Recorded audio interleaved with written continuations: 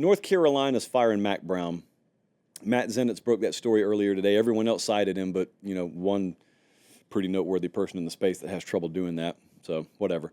Matt Zenitz has been really good at breaking it. If you're not following Matt Zenitz, you need to be following him. Dude is a bulldog when it comes to breaking news, and that's a name that'll be around in that space for a long time. 6 seasons at North Carolina, was not ready to go.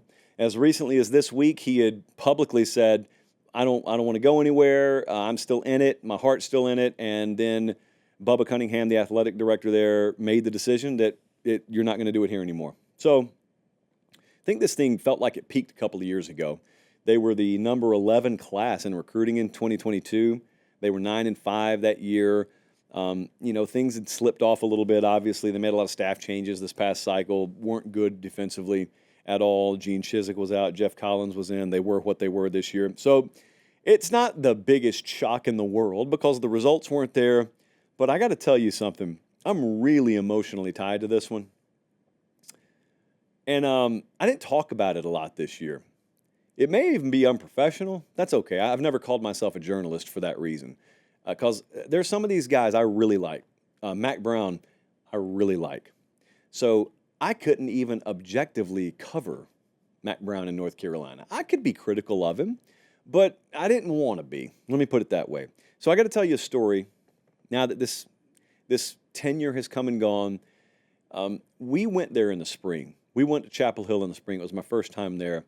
And we told Mack Brown and his people, we're coming, we want to do something called the Pate State Speaker Series, and it's just a sit-down conversation. And you saw it in the spring. We did it with a number of coaches. So, I had done Beamer the day before. I was going to go up to Blacksburg, and I was going to do Brent Pry and Virginia Tech the next day. So it made sense to go to North Carolina. They were right there in between. We'd never been there before. If we can make it happen, yeah, okay, let's make it happen. Mack Brown had been a head coach 36 years. Guy's probably done thousands and thousands of sit-downs and interviews and had thousands of media interactions. He had never talked to me before in his life. I got to tell you, it was a pretty transformative experience to be there that day. I took a couple of members of my crew there, and Mack Brown had all the time in the world for us. And Mack Brown, when you meet him, it's so obvious how authentic he is, how genuine he is. It's so obvious why you've never met anyone who speaks ill of him. And I just want to talk about the person for a second. You get judged in this business based on results. That's fair. He'd be the first one to tell you that's fair. He would defend his stance vigorously, but he would tell you that's fair. But the way we left there that day, feeling like we had known him for 36 years, was really amazing. I have a lot of interactions with these guys, and they're all good to us.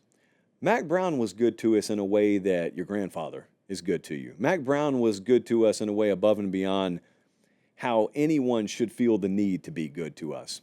Didn't need to be that way. It could have been just a little Excel spreadsheet box that he had to check off on his schedule that day.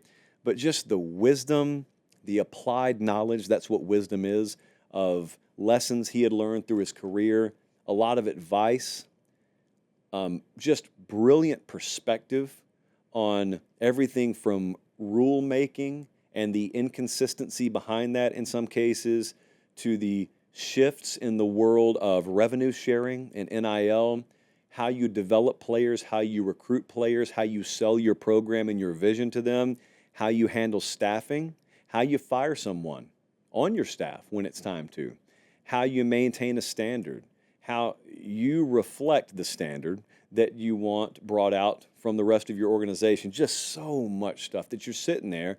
You call yourself interviewing someone, but the best thing you can do is just keep your mouth shut, because the guy doesn't need questions. He doesn't need to be teed up. And so he's just going and going and going. I swear to you, we could have stayed there another 5 hours if we wanted to. He had just come off an ACC coaches meeting that probably got a little contentious from what I could tell. And so he was ready to go. And I will never forget that. One of our producers, she's not with us anymore. I mean, she's still alive. She's just doing something else now. She's there in the room behind the camera, and I saw her tear up like 3 or 4 times. I mean, Mack Brown really connected. And I mean, I would love if he got himself back into media again. I don't know what he plans on doing. I have not talked to him today. I've stayed in contact with him since then, but I've not talked to him today. Not the time for it. But I hope he gets back in media. I really do. Because that guy's got a lot more left to give to the game of football to me. And he's leaving that program better. The results, you can say they weren't good enough, and I won't fight you on that. But what I always care about is, did you leave the place better than you got it? And by any discernible metric, North Carolina football is in a better place than before Mack Brown got there. That's a testament to him. That's credit to him. But I'll tell you what else that means. That means someone's walking into a really good situation. And I texted back and forth with a few coaches today. Couple of them who could be up for this job. Many more of them who are totally set where they're at, and they already have better jobs than North Carolina. You would not believe how highly thought of the North Carolina job is. Dude, folks think North Carolina is like this low-key sleeping giant, and you can disagree with that if you want to. That's fine. I am not even giving you my opinion, although I do agree with that, but I'm not giving you my opinion. I'm giving you the opinion of people who are head coaches.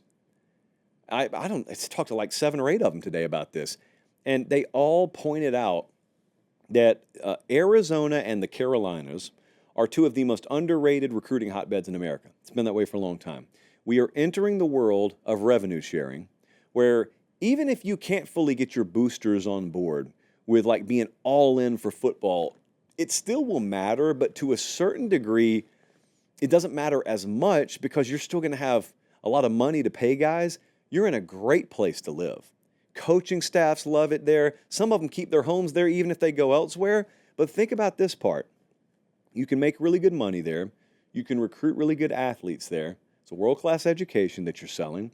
You're in still one of the premier conferences in college football, and who knows what the future holds with realignment. But even as of now, you're in a really good place. But think about the expectation level. This is kind of what you would say about Mark Stoops at Kentucky. Mark Stoops has been there forever. He's made himself a ton of money, win 7 games a year, and they think about you like you're the greatest thing since sliced bread.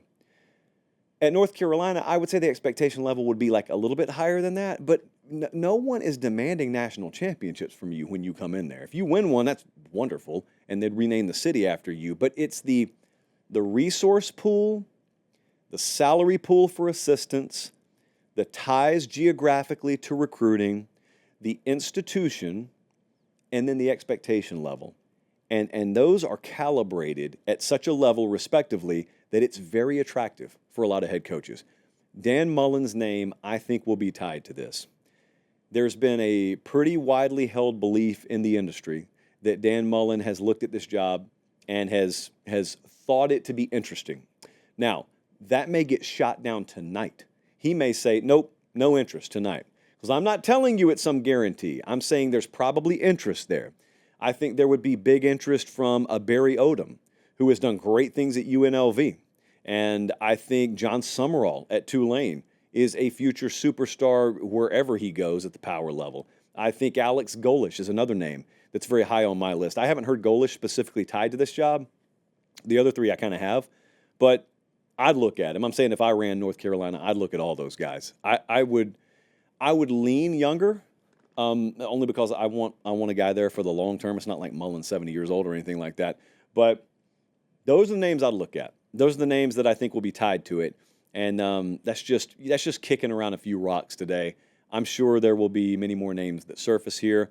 But Mack Brown, man, if no one else says it to him today, he's got a place at Pate State forever. I really, really appreciated what he did for us. You spend so many years around some people and they don't impact your life as much as that guy impacted mine, being around him 3 hours, one afternoon in the spring in Chapel Hill. So salute to Mack Brown. If this is it, what a career it's been.